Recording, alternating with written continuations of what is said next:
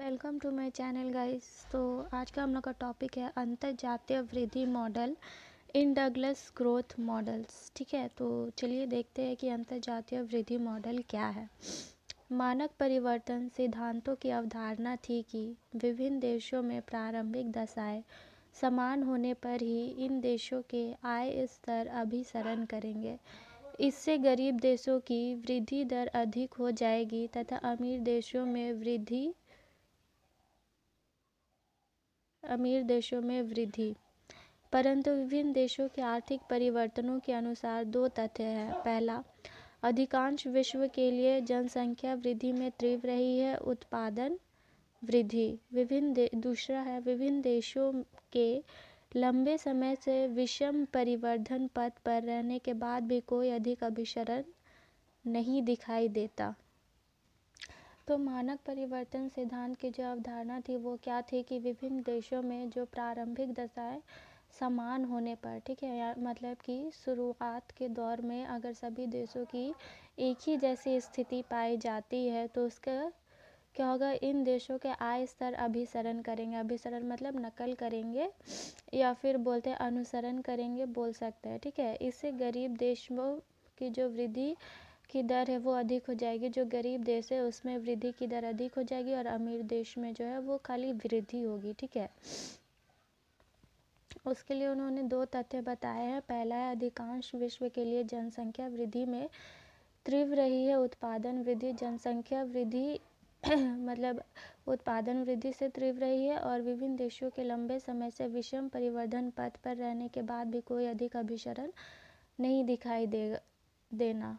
ठीक है, मतलब विषम परिवर्धन पथ मतलब कि कठिन परिस्थिति होने के बाद भी जो लोग एक दूसरा का अभिसरण कर रहा है, अनुसरण कर रहा है, उसमें भी उतना कोई परिवर्तन नहीं दिखाई दिया है। ठीक है, अनुसंधान प्रयासों में ऐसे सूत्र निर्देश भी शामिल है जो पूंजी संचयन को मानव पूंजी को सम्मिलित करने हेतु विस्तारित किए जाते हैं। मानव पूंजी को उत्पादन कारक के रूप में भी देखा जाता है।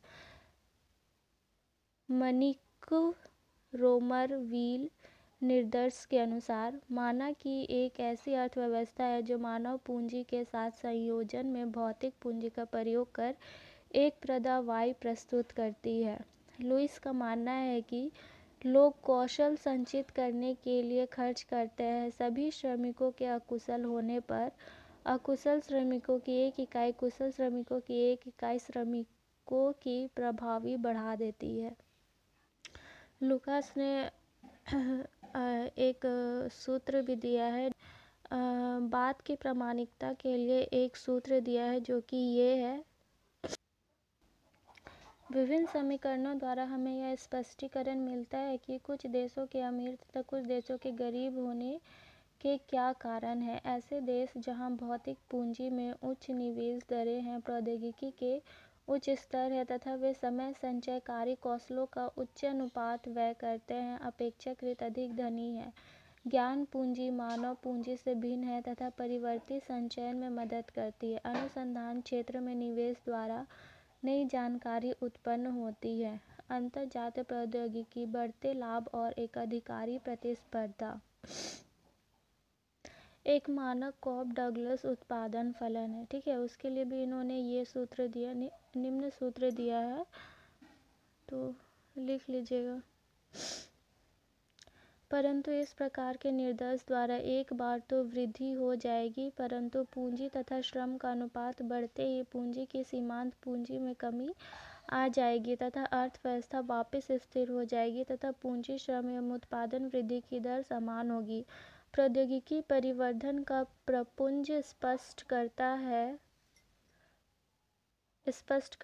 अतः वह बहुत महत्वपूर्ण है। प्रौद्योगिकी ही संपूर्ण परिवर्तन करवाती है तथा पूंजी में निवेश भी करवाती है।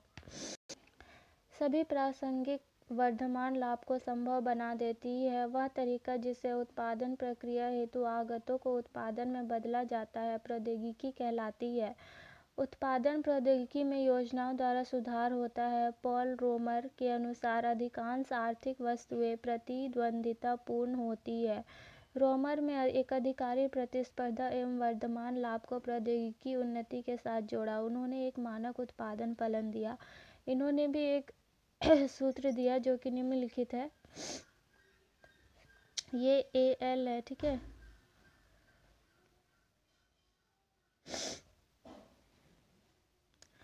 यह उत्पादन फलन K तथा L में सतत लाभ दर्शाता है। पूंजी तथा श्रम की मात्रा दुगनी करने पर उत्पादन भी दुगना हो जाएगा, परंतु L के परिदृश्य में आने के बाद मापानुसार वर्धमान लाभ होता है। योजनाओं की उत्पत्ति को दर्शाने के लिए रोमर ने अपने मॉडल में 3 क्षेत्रों को विकसित किया है। A है अंतिम वस्तु क्षेत्र, B है मध्यवर्ती वस्तु क्षेत्र और C है अनुसंधान एवं विकास क्षेत्र। अंतर्जात परिवर्धन सिद्धांत में कुछ